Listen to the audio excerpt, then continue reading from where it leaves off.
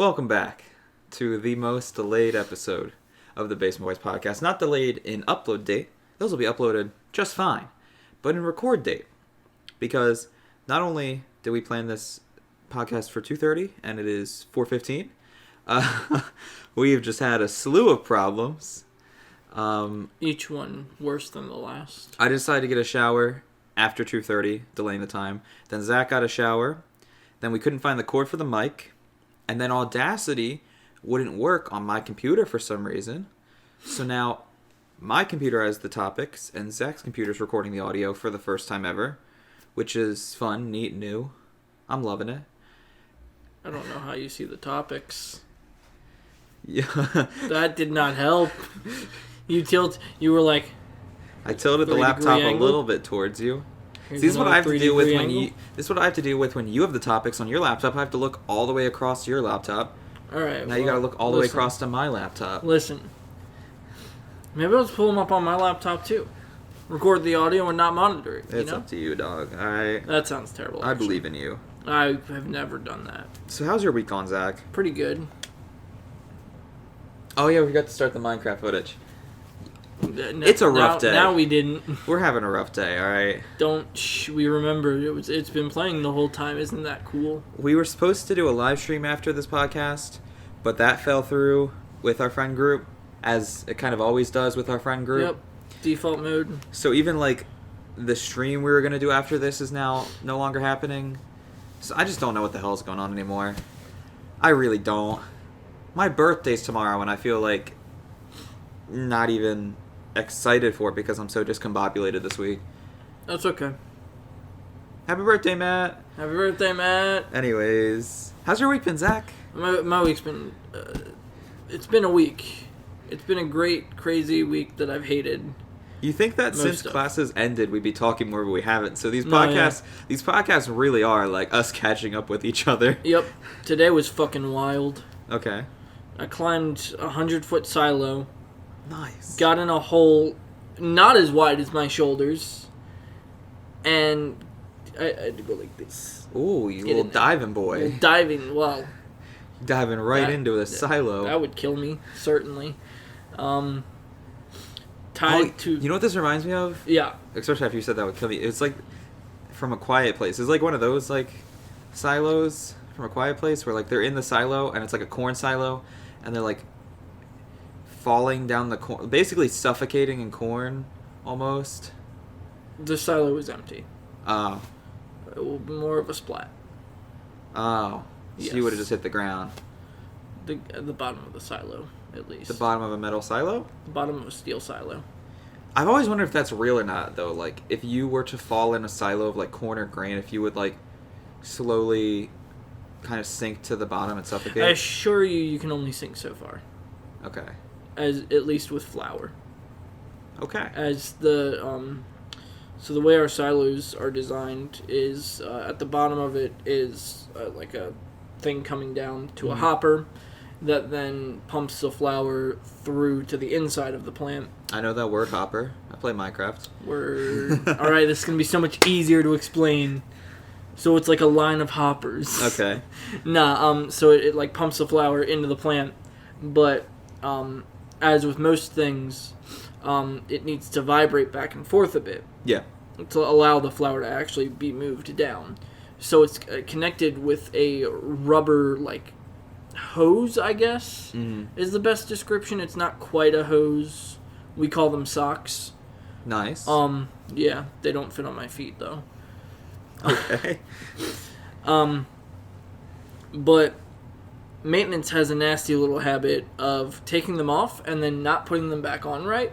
So when the silo is full, it leaks out the sock and fills the bottom underneath of the silo where like all the electronic stuff is. So then we subsequently have to go in and dig it out. And we're not allowed to use shovels or anything that makes it efficient because we could accidentally break electronics if we were using shovels. Nice. So you spent your day digging through flour? No, that was like a month ago. Oh. Today... Well, that had me excited, and now I'm completely disappointed. Today, I had to climb to the top of it and clean all the flour that's stuck around like the roof and top like half of it. Okay. From the sides of it, from inside. And I basically was being lowered into it by a winch on top of it. That was essentially the way my old mic stand is. New mic stand, by the way. Yeah, we have a new mic stand for New this mic episode. stand. It's greatly undercut by how long it took us to get started. I think I don't know if I could do that though, because I'm kind of like scared of heights. So you're just like Oh, it was terrifying. hovering 100 feet in the air. Fully terrifying. Nice. So, so I like a dumb baby, volunteered to climb up first and throw down a rope so that they could put the stuff, like tie all the equipment to it, and then I pull it up. And it was windy as fuck up there. And like halfway through me like being inside working on it, the guy who's like, so it's a 3-person job, but it's a 1-person job, in that one person is inside with an oxygen monitor, making sure that there's enough oxygen in the air for them to not die.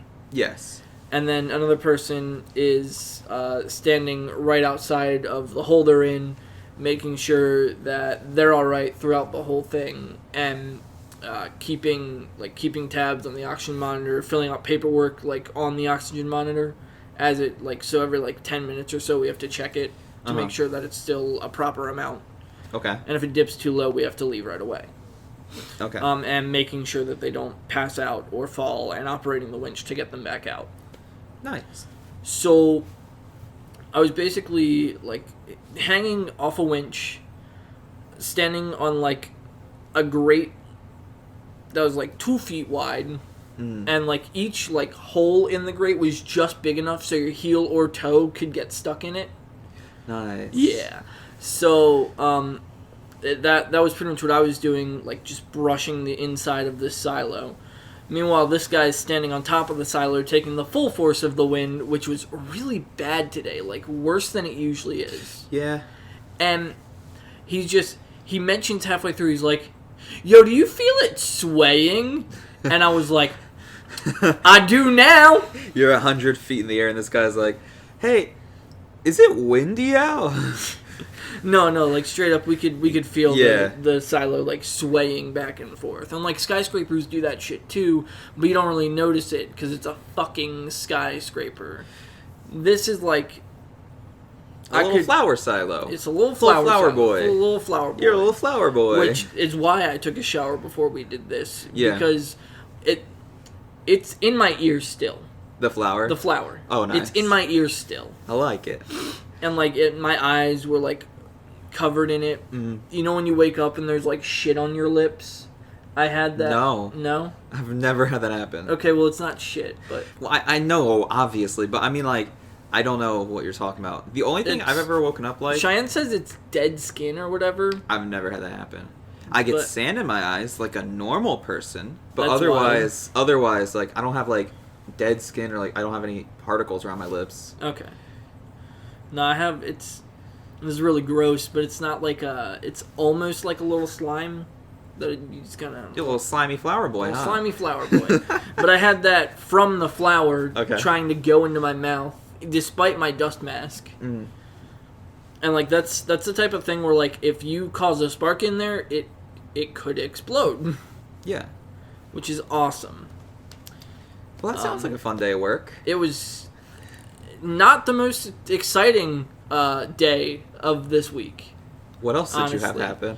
We'll talk about it in the bonus episode. Tune in on Patreon. Yeah, I forgot you wrote that podcast topic down in the bonus episode. For the bonus episode, I should say. See, the only thing I can think of similar that's happened in my life is I got stuck at the top of a dropping amusement park ride. Yeah. When I was in high school, I was at Dorney Park. It was Demon Drop, and it's a ride that goes like 100 feet in the air, give or take, at the minimum. I kind of want to Google it now, but how big? How tall is Demon Drop? I like how my last Google search is Kareem Hunt, just to re-up my brain on the knowledge of what he did to his girlfriend, aka beat the shit out of her. It sounds great. Demon Drop, Dorney Park. Wait. Oh, no. Okay, so... God dang it. I don't want to watch a video of it, Want to know the height? Give me some statistics. Give me some information. Yeah, How many people have been stuck It's at the top of Demon 131 feet tall. Drop? Okay. And you get so in like this... 31 feet taller than the silo I was in. It was taller than this. I was higher up in the air than you. I was a little bit better than you in that moment. In that moment. But did you stay there? That's the story. Oh, you better get ready for this. So, Demon Drop is a ride where you get in this kind of like cage type thing. Takes you up in an elevator, 131 feet in the air apparently. I remember. Pushes you out, and then drops you down the side. Right. And you don't expect exactly when it is unless you sit there and time it.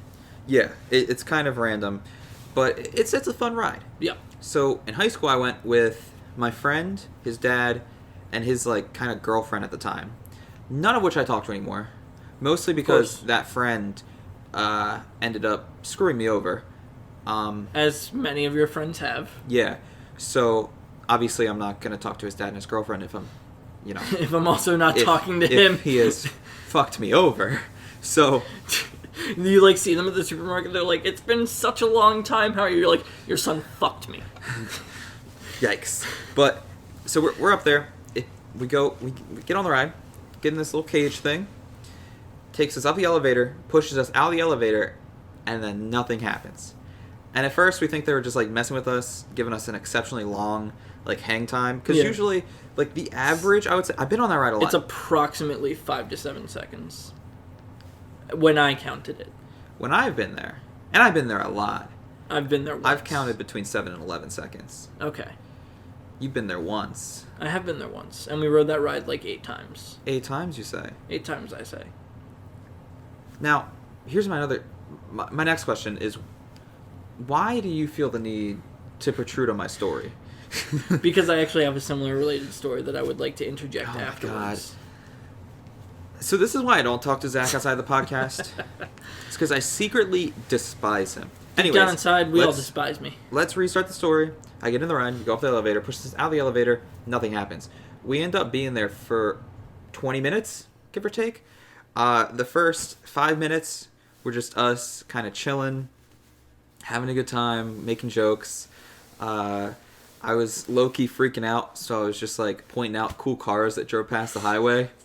And then some worker comes up after about 5 minutes. He walks up the staircase on the side of it, and he's talking to us. I was like asking him a lot of personal questions because I was bored. I was asking him if he had a girlfriend. He wouldn't answer. I was really upset. And then like I just started like asking him questions like, "Well, is she blonde? What's she look like? Is she cutie? Is she a cutie?" And he wouldn't respond. He was trying to be super professional, which like in that situation I don't need. Maybe other people. Maybe normal people, like, if they're stuck on an amusement park ride, they want the worker to be really professional. But I just want to, like, be able to relax, ease my mind, think about something that isn't me being stuck 131 feet in the air. And he ends up explaining to us that the reason it stopped is because the cage did not align with the drop properly. So the computer stopped the ride completely, so we didn't die. So it didn't Shout out to the computer, dude. So it didn't try to drop us with the tires not lined up with the track and therefore not connected to the track. Then after about 15 minutes of being up in the air, 10 minutes after talking to this worker, maintenance workers come up and secure the ride. And once they secure it, they're like, "All right, we're going to let you out and we're going to walk down." I'm like, "What? You can't drop us?" He's like, "No, they're going to have to realign the ride. It's going to take too long. We're going to have to walk down the side." And I was on the leftmost part of the ride. It's a 4-seater. Right. I was with 3 people, so 4 of us. So we were all on there. I was on the leftmost, and the staircase on the ride is on the left side. So I was the first person going down the staircase. No. I was the first person going down the staircase. And it was one of those really rickety, like, stereotypical amusement park staircases where it has 2 bars for protection. One at, like, knee level and one at waist level. Which means if you were to trip, all it takes is half of your body weight hitting that railing. Like, there's nothing above my waist level to stop me from toppling over. So, like, I was gripping on to that railing so hard at my waist level and, like, terrified. Walking down 131 feet of pretty much open staircase with the exception of those 2 bars. And, like, I was so stressed and, like, so terrified that I had that feeling. I don't know if you. I can't think of like any other time I feel this way. Sometimes on amusement park rides, like when I'm actually riding them, Right. I'll be gripping onto the handles so much that like when you let go, your fingers hurt. I can't think of like a daily like common occurrence where that happens. Like maybe sometimes when you're working out, when you're like lifting weights, when you try to let go of the weight, your fingers like won't let go because they hurt. Yeah. It felt like that when I got down the staircase. Like I was gripping on to that sidebar to make sure I didn't fall off the 130 feet of stairs. Yep. So much so that my fingers almost wouldn't let go at first, and it was like hurting to let go, and I had to like slowly let go, almost like centimeter by centimeter, until my fingers were relaxed. And we got down. They made us sign some stuff to say that we wouldn't sue. Gave us a fast pass for the rest of the day so we could get on all the rides quickly. Get back on that ride sooner. And then as we were walking away, like all the other people in line for the ride, like nearby, were like clapping for us. It's the only time in my life I felt like I'd actually been a hero or something. Like people were clapping for us. What a hero, being trapped and then walking down some stairs. It was terrifying, dog. But honestly, yeah. the worst thing about it was not any of what I just said. It was the fact that, for those of you who've been to Dorney Park, you know this. There is kind of a musical auditorium near that ride on the ground. And they were playing 70s pop that day. So for 20 minutes, Ooh. I had to listen to 70s pop while stuck 131 feet in the air. That's Oh my god, it was obnoxious. that's the worst of it. Yeah. But, yeah, I mean, I'll give you some credit, because at least amusement parks are supposed to be fun and entertaining. Being 100 feet in the air on a metal silo, maybe not so much. Maybe not. I mean, listen. At one point, the whole thing started shaking. I'm like, is the train here? Because we have a train delivers flour to us. And as opposed to a weak little truck. Yeah. Weak little baby truck. Weak little baby truck with little tiny mousy wheels. I remember when I was growing up, I was so into trains. I thought they were the coolest thing. I was that kid in like elementary school. My uncle really likes trains. I just think that's funny, man. That's I'm like, is the train coming? And he's like, nah, it's just that windy. I'm like, it's just that Cool. windy. You're swaying Cool. 100 feet in the air. thank you. I never knew that was part of your job, actually. That's kind of wild. Yep.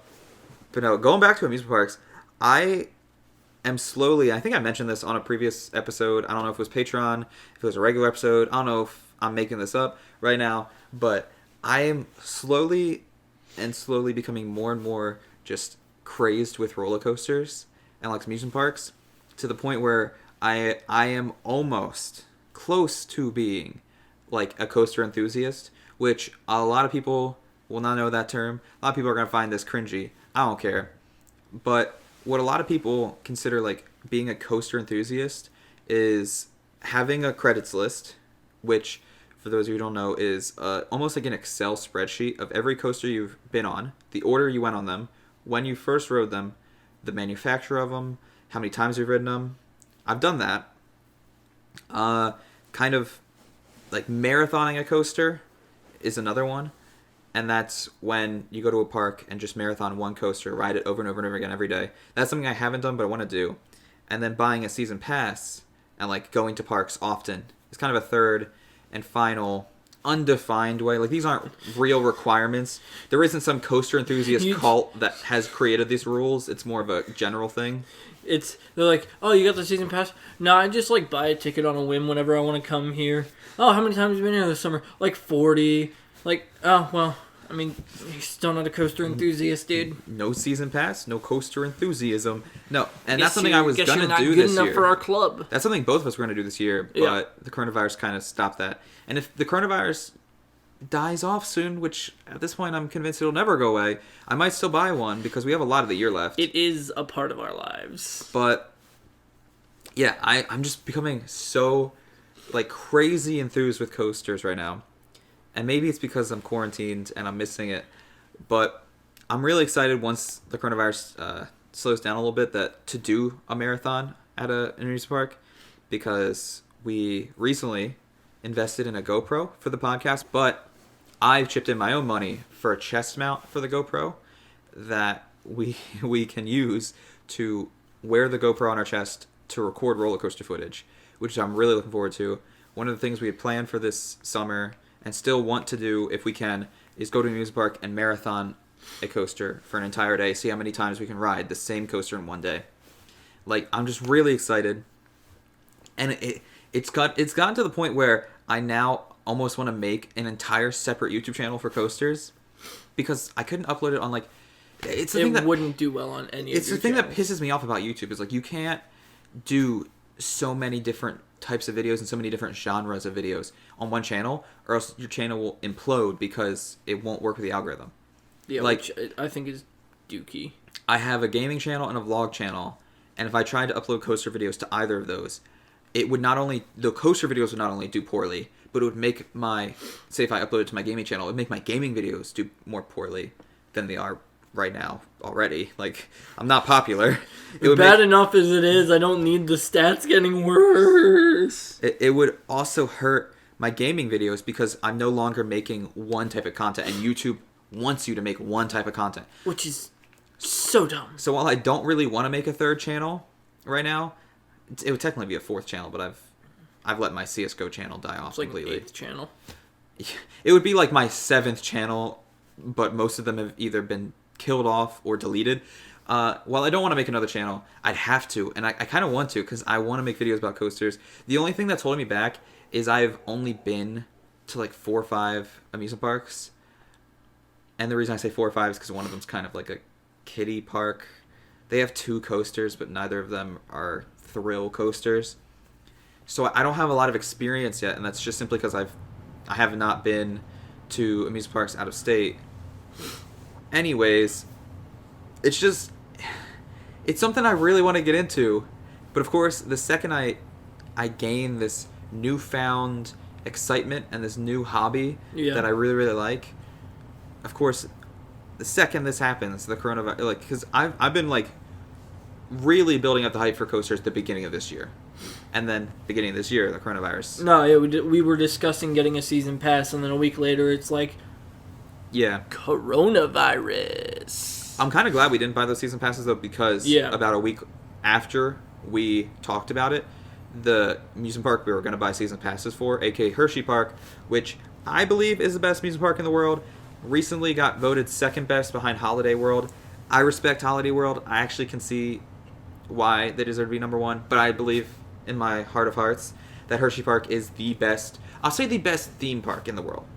I won't say the best amusement park because they don't have the most thrilling coasters. They don't have a Giga coaster. They don't have a Strata coaster.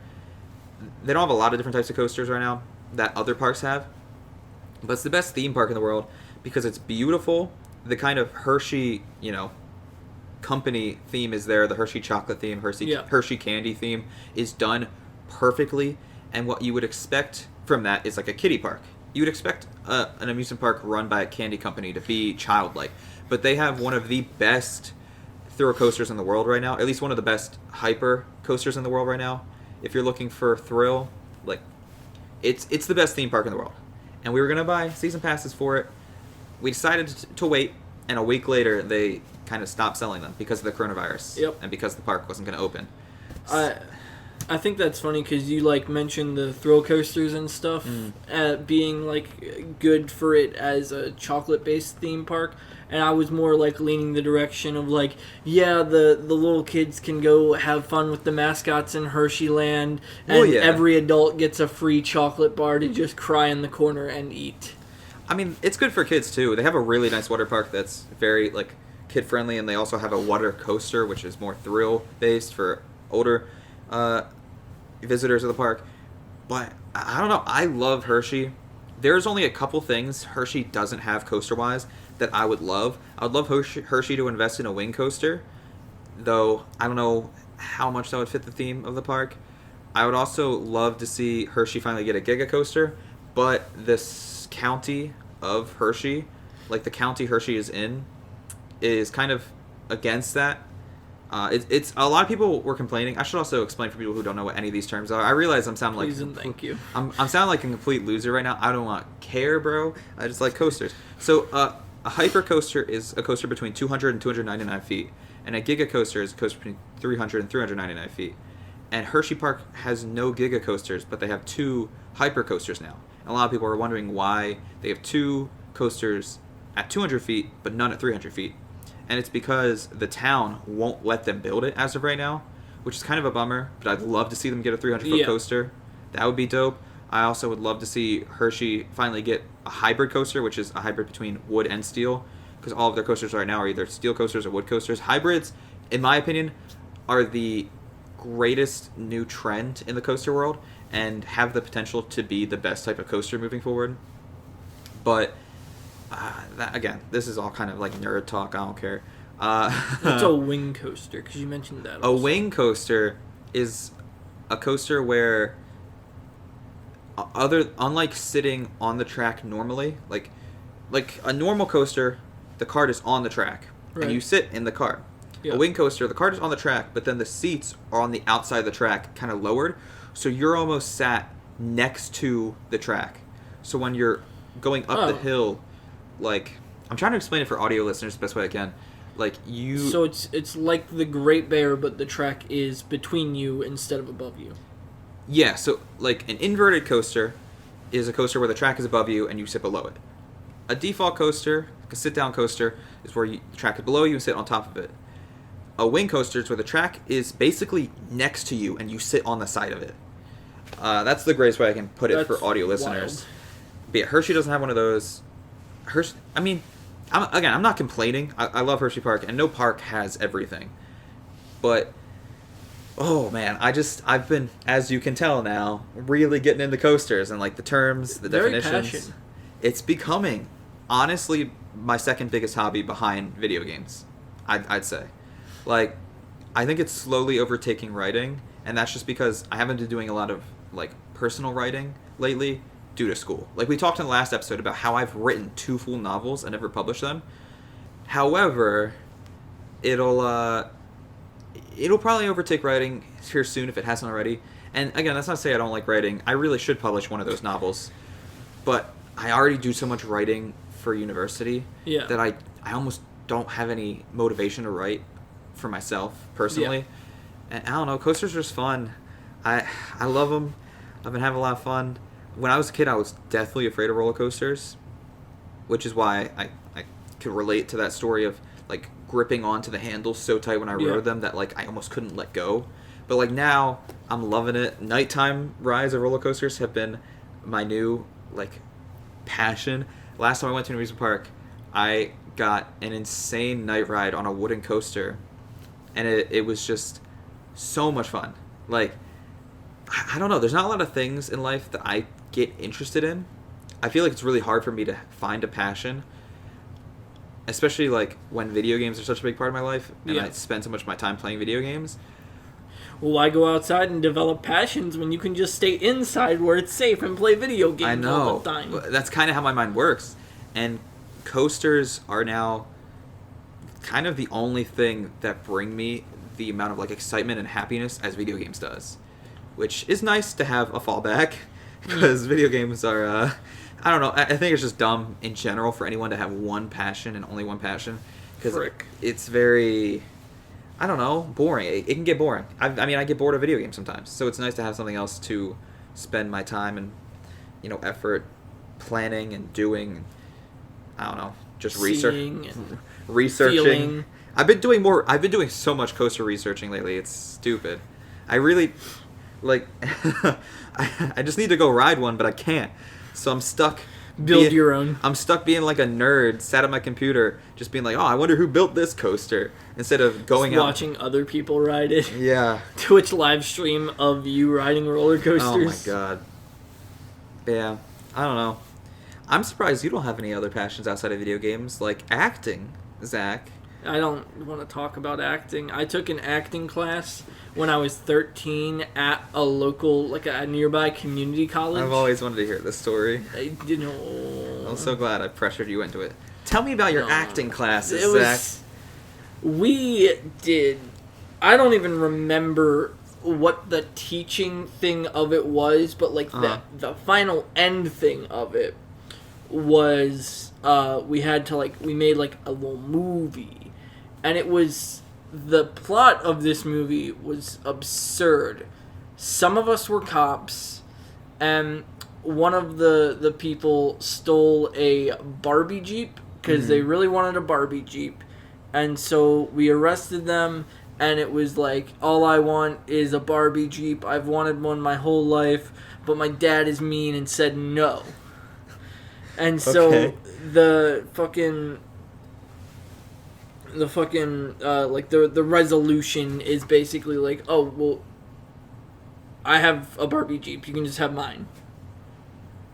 That's where our like middle school shit tier brains went, was like, oh yeah, I'll just give you mine and then you'll be happy and there will be no more problems in the world. And that was like the whole thing. But Honestly, I remember one kid who was like really into it the whole time, and then the day we were about to record the shit, he's just like, I'm not in the mood. I don't care. I don't wanna. honestly, And I'm like, okay, inspiring. you were cool until now. I'm surprised that class did not instantly propel you to Hollywood, to be honest. And just frank with you, you And Frank. you could be a star. I don't You know should be a about star. that. I disagree. I mean, I've only done like one acting kind of endeavor in my life, and it was nowhere close to a real form of acting. I was in a play, I think in 11th grade. It was in between 11th grade and 12th grade for my church's vacation Bible school. Oh, I hated that. I know. So I feel like anyone who's ever seen a church might know what Vacation Bible School is because they promote it so hard. It's ridiculous. They have themed packages now. I know. That the churches all buy the exact same one of each. It's like a yearly thing that they put out where it's a safari with crazy, wacky, zany animals, and these animals, they really love Jesus. But for the people who have never seen a church in their life, Vacation Bible School is kind of like a week of church events for kids that are more entertainment based and less, I guess, educational. But they do have like educational, religious themes behind them. And my church always did a play with theirs. And my mom basically forced me to do the play and sign up for the play in between 11th and 12th grade, the summer between those two. And of course, I was given the lead male role because somehow, some way, I was the most competent for that position. Wild. Which goes to show how off that church was if I'm the male lead. But our Vacation Bible School... Ooh, that was a Mike Tyson lisp. Our Vacation Bible School theme that year was spies. So the play was spy themed. God, the spy year. It was like a spy themed whodunit play, which sounds kind of cute and like the kids might enjoy. But it was so... and I don't know if they bought a package for that play and like bought that play or if someone at the church wrote it. No clue. You wouldn't be able to tell. Either way, yeah, with how... Because the packages, I don't know where they come from, but I'm convinced that it's straight up just like Kenneth Copeland out here with his mega church, and he like lets his granddaughter fucking write all the shit for VBS. He's like, what would you like to see, young fucking Tiffany? I don't know who wrote it, but it could have been any Christian ever because Honestly. It was so poorly written, overtly religious for a spy-themed play. And And it was so complicated, Zach, yeah. that you could tell it was written by some church lady who really wanted to be a writer but never could because anything good she would ever write would be against religious values. Yeah. Like, deep in her heart of hearts, she has like a gore, She's got horror-themed novel in her that could go bestseller. Game of Thrones type shit. She could write 50 Shades of Grey and it would go bestseller, but she's not allowed to. So instead she writes this completely convoluted, insanely complex play that I almost couldn't follow. I was an 11th grader. And like I almost like couldn't tell, like I couldn't explain and understand who the bad guy was by the end of it because it was a whodunit play. Like you never know who's the bad guy. I mean, you can kind of assume that like Mia's the male lead, the male religious lead, and there was also a female religious lead. Like they probably wouldn't be it, but anyone else in that play could have been the bad guy. And like I almost like couldn't connect the dots. Like when I read the entire script, like how is he the bad guy, and like how does this make sense? It was stupidly complex. You got like a serial killer corkboard. It was yeah. Trying to figure it out I for just yourself. have like so you red can act it marker out, right? and red strings in my bedroom. My mom comes in, she's like, "Honey, what are you doing?" I'm like, "Why'd you sign me up for the play?" Yeah. But no, it was almost me, like me, an 11th grader almost couldn't understand it. So I'm like, how are these little kids at Vacation Bible School going to understand this? And they didn't. I could tell they didn't. Yeah. Every time. They're just happy to be there. Because it's a week-long event, we had to split the play up into kind of like 7 different acts.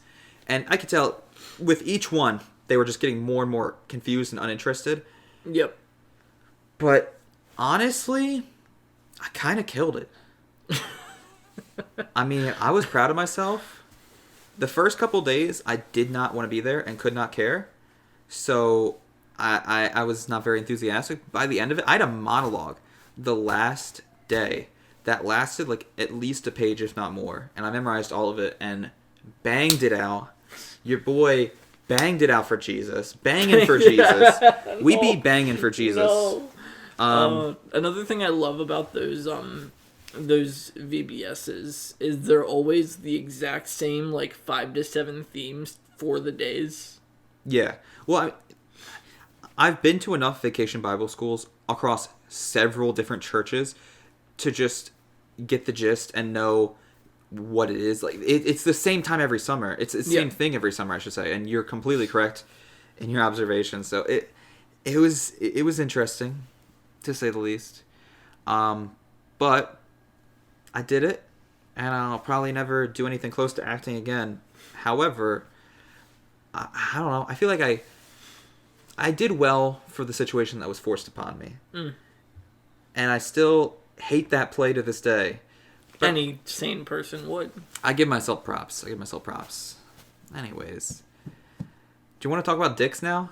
Dicks? That's what you said one of the topics would be. So, well, you're spoiled it. So I didn't spoil the topic. See, Zach, let me look at you real quick. See, comedy is sometimes kind of a juxtaposition thing. So we just talked for a while about church. Okay. And then me saying, do you want to talk about dicks now? It's supposed to be a joke. And I understand if you don't get that because... Am I a joke to you? You're running a little bit behind. You're a little behind. But that's the joke. You go from church to dicks. And dicks to church. And dicks in church. So let's talk about your topic, shall we? Never. So I had a lovely conversation with my father the other day. I do not, for the life of me, remember what it was about, but I knew that I wanted to talk to him right away, so I just kind of went in their bathroom while he was using the bathroom to talk to him, and he kind of like closed himself up, and I'm like, I've seen your penis so many times, and you've seen mine so many times, so like, why you doing that? He's like, well, it's been a while. I'm like, you want a refresher? Oh, God.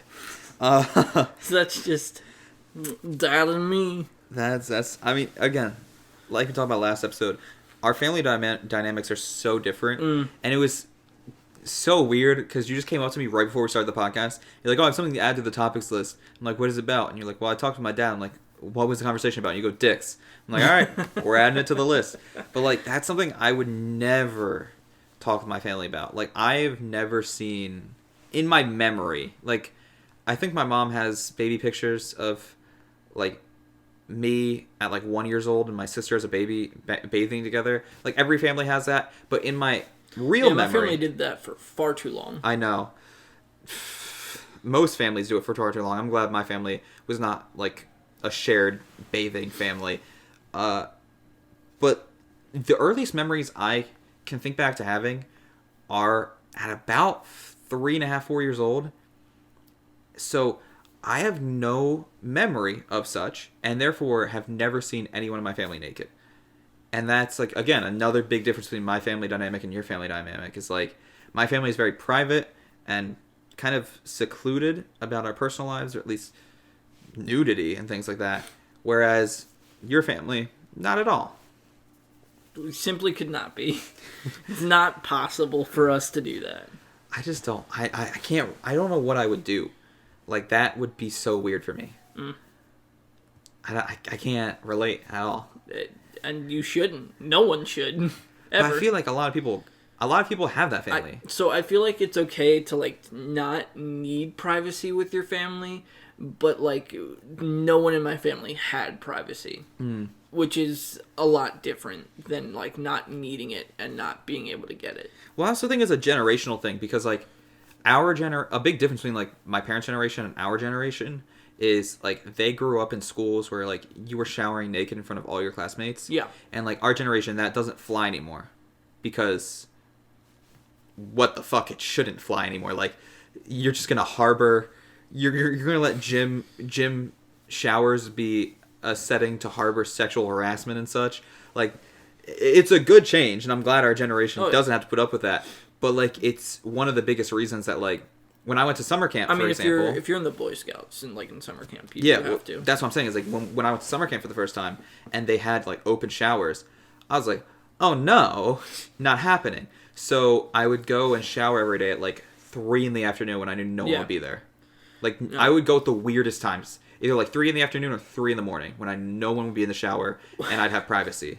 Oh, no. So, this reminds me, one time I was in the shower while I was, like, on staff, and they made, like, a big joke out of the showers and shit. So, one of the things was all of them were cold except for one after a certain point in the day. Ugh. Yeah. And so they were basically like... They were like, all right, guys, so this is fucked. So everyone run through all of them, sud yourself up, and then we'll run through all of them again. We're like, this is Ice Age 1, 2, 3, 4, and the meltdown. And I was taking a normal shower just like cold, and all these guys are just running past me through all the cold showers just so they could get to the warm one at the end for a few seconds. I'm like, okay, thank you for your time. I will now go leave. You just get to watch a nice little relay race of naked men. Yeah, I mean, like I said, the summer camp we went to, and you got a much more full experience than I did because you ended up working there. But I only went as a Boy Scout when I was still in Boy Scouts. It was such an influential part of my life, but I've almost forgotten it because I ended up quitting before I finished, and, like, I kind of gave up. Not because I hated it. I look back on it with a lot of fond memories, but it got to the point where I did not have the money to do it anymore because my troop would do campouts every month, and those campouts at the least would be $25. So minimum, I'm paying $25 a month to be in Boy Scouts. And as a high school student, I couldn't keep that up. So eventually I just kind of ran out of money and stopped doing it. Yeah. But, like, that was weird for me. And thankfully, kind of surprisingly, because I went to summer camp 3 times in the 4 years I was in Scouts. And the 3 times I went to summer camp, and summer camp's a week long, so 3 weeks of my life, I had to take open showers. And because I went at the weirdest times possible, I never saw another guy naked. No one saw me naked. Like, I was the luckiest person at camp. And I'm convinced. The Scouts themselves now have, like, closed showers. Oh, they finally added closed showers. They had closed showers for a while. Huh. Like, when I was on staff, they had closed showers for, like, 2 years. You basically quit right before they made closed showers for the Scouts. Unlucky for me. And then, yeah. They made them close showers because of me quitting. Yeah, they were like, all right, well, this kid's not trying to not get his junk seen anymore, so close them up. But then the, like, staff showers and the, like, adult leader showers were still open. Oh. And then those, I think, got closed the next year, a couple of years later. I mean, it makes sense, though. It makes sense that they finally, made them private showers just for legal reasons. Uh-huh. But, yeah, it's messed up. It's... The worst part was... I should take back my statement, actually. The first time I went to summer camp, I walked in those showers and saw many people naked and walked right out.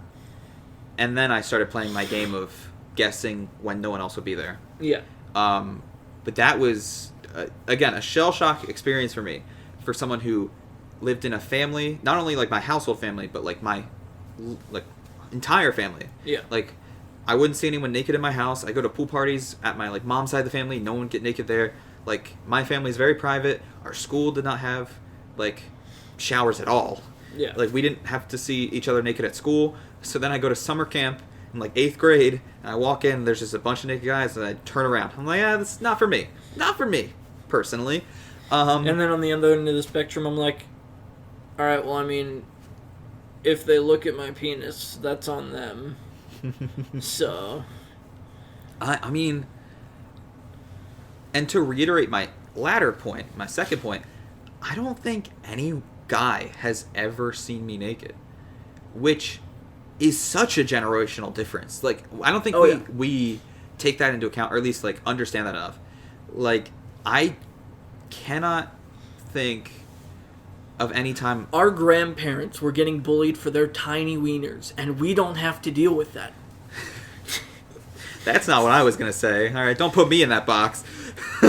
You're in that box now, dude. No, this is the box. The only time We're it in would it. have happened is if I was like I said, at the showers at camp, and someone walked in, saw me, and then left. Like, I would have done. Yeah. But like, I did not see them. Yeah, it's weird. I've lived a very secluded life. I've not many people have seen me at all on the other gender either. So like, Not many people even know I exist. It's fantastic. not many females know I exist. Even more have seen me naked. Less Of the females that know I exist, less of them have seen me naked. Oh, it's crazy how life is. No, the jokes aside.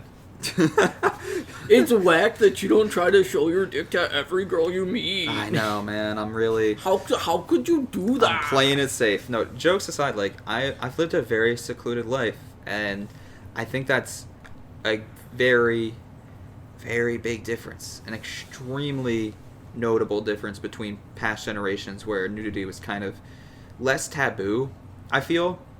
Because, like, we talked about this a little bit on the podcast, but, like, I don't know. I'm just so used to it now. Like, I'm used to living a very secluded life and very personal life that, like, I could not adjust. If I got teleported back to, like, 1950, 60, where people would just, like, take showers and use the bathroom together all the time, like, just nudity was less taboo than it is now, I don't know if I could adjust. I don't know. I mean, it's not really a self-conscious thing, 'cause the only thing I'm self-conscious about is my stomach. I hate my stomach. I hate how I curved hate it your is. stomach too. Fuck off. Thankfully, I don't think you've seen my stomach. Brian has, because that's something it's the only thing I'm scared about walking around in the apartment with. Like, I could walk around naked in the apartment and I would not feel self-conscious about anything other than the fact that my stomach's a little, like, it's becoming a little bit of a beer belly. It's very curved now, which I've never had before. My stomach's always been flat, so the fact that it's getting a little bit of a curvature, a little bit of a baby bump, I hate it. So I don't even really walk around the apartment with my shirt off anymore because I've been gaining weight lately. But, like, it's not really a self-conscious thing. I think it's just, like, an awkward thing. Like, I don't care if other people see me naked, but I don't want them to. Like, what? I don't want them Stay to. away from me. Yeah. It's Now, just, so we have, like, a changing room at work where, you know, you change your clothes. And there's, like, a couple showers you can use if you want, but they're nasty as fuck, so no one ever does. yeah. Someone should really clean them. But, what was I saying? There's some guys that, like, fully, like, take off, you know, everything but their underwear to change. There's some guys that are like, all right, my little shirt, I'll put the next shirt on, and then I'll pull down my pants, and I'll put the next pants on. And there's some guys that just go in the stalls to change. And those guys, I don't understand the most, because it's like, you're only making yourself, like, you're gonna have to stand on a floor that has most definitely been pissed on. in order to change. I didn't clean the floor before you went in there. Yeah, I mean, it's... I can kind of... I mean, I don't know.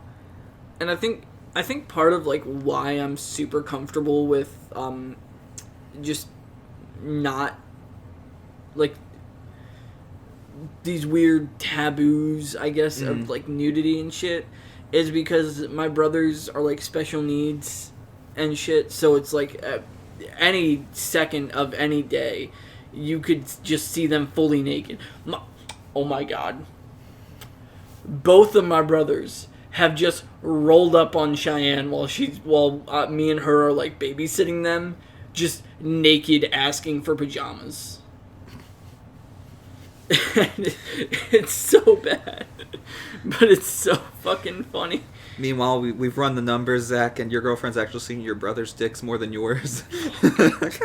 Oh, that's a bum. I mean, I do... Maybe we'll end the podcast on this story, because it's something I've never brought up before to you, and it directly involves you. I'm going to confront you, and maybe it's not confronting. No. Maybe I'm overthinking it, but there was one time I went in the shower and forgot a towel, and I had to text you. I'm like, hey, can you hand me a towel? And you came upstairs, opened the door a crack, put your hand in with the towel, and hand me the towel. And I grab it, and after you close the door, I look at the mirror, I'm like, my dick is fully in the mirror. And I don't know if you saw it. I didn't, but I was also... In that moment, I wouldn't have cared if I did, but I was very much trying to respect your privacy by only putting my arm in the door. You closed the door, I grabbed it, you closed the door, I'm like, well, he might have just seen a dick. That's okay. I don't really mind. But, like, I was just like, I don't really care. Because like I said, the only thing I'm trying to hide right now in the apartment is my stomach. Everything else I don't care about. Like, I'm confident. I'm honestly more confident about my arms lately than I have been in the past. Because before my arms... because your arms were freakish, like, pulsating shits. Yeah. Well, like, my arms were so skinny you could see, like, not only the veins. A lot of people have veins showing. But, like, they were so skinny in the past that you could see the muscles individually moving. Like, he'd go like this, and it would just, like... Simply moving my fingers to, like, wave hello would show off all of the muscles. And apologies if you hear the dog in the background. He's been barking a lot. We have no one to watch him. And the last episode where we had him down here with us, he was sniffing the mic, moving the camera. It was a disaster. Anyways, to end that story, you hand me that towel, close the door. I see my dick just fully in the mirror. And I'm like, a little bit of it hanging off the mirror because of how large it is. Not where I was going to go, but... fucking humongous. But I'm like, if he saw it, I'm not embarrassed, but I feel bad for him. I feel bad for him. It was an unintentional moment of potentially flashing you my dick. And if you did see it, I was going to apologize at the end of this podcast. Oh, no, that's fine. Because we never brought it up to this day. I liked what I saw. Oh, God. Yeah. I think my goal for the summer is going to be to regain my flat stomach. I think that's a good goal. And I can do it. I just need to stop eating so poorly, and I need to get out and exercise, which I haven't been doing because of quarantine. But I could exercise in our apartment. I just don't. I don't know. That's my goal for the summer. Do a lot of things in the apartment. You just don't. You want to play Ring Fit Light? Ring Fit? We could play Wii Fit. Let's get it, baby. Ring Fit Adventure. Oh, man. Well, either ways, this was a fun podcast.